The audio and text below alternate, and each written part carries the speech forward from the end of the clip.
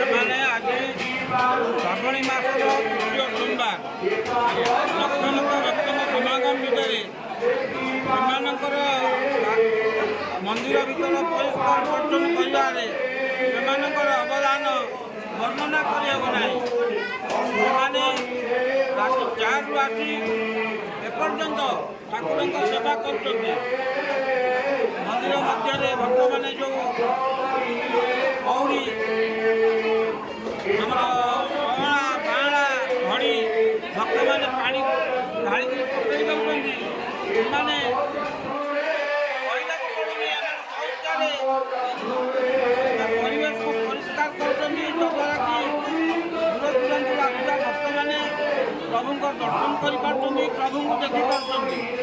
ତେଣୁ ଏଇ ଯେଉଁ ଆମର ମା ବିରଜାଙ୍କର ଯେଉଁ ସଂସ୍ଥା ତିଆରି ହେଇଛି, ପ୍ରଭୁ ତାଙ୍କୁ ଆଶୀର୍ବାଦ କରନ୍ତୁ, ତାଙ୍କ ସଂସ୍ଥା ଉତ୍ତରୋତ୍ତର ଉନ୍ନତି ହେଉ। ତେଣୁ ଆମେ ଜଗନ୍ନାଥଙ୍କ ପାଖରେ ପ୍ରାର୍ଥନା କରୁଛୁ, ସେମାନଙ୍କୁ ପ୍ରଭୁ ଶକ୍ତି ଦେଇଥାନ୍ତୁ। ଏଇଭଳି ଭକ୍ତମାନଙ୍କ ପାଇଁ ସେବା ତାଙ୍କର ଜାହିର କରି ରଖନ୍ତୁ। ନା ମୁଁ ଆପଣଙ୍କୁ ଗୋଟେ ପ୍ରଶ୍ନ କରିବାକୁ ଚାହିଁବି, ଆପଣ କେବେ ଏଇଭଳିଆ ଏଇ ବର୍ଷ ଏମିତି ଦେଖିଥିଲେ? କେବେ କୌଣସି ସଂଗଠନ ଆସିକି ଏମିତି ପହଞ୍ଚିବ ଆପଣ କେବେ ବିଶ୍ୱାସ କରିଥିଲେ?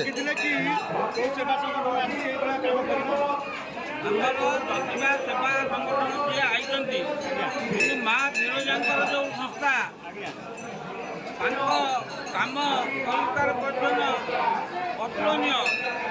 ସେମାନେ ନିରବଚ୍ଛିନ୍ନ ଭାବରେ ନିଷ୍ଠାର ସହିତ ପ୍ରଭୁଙ୍କ ସେବା କରିଛନ୍ତି।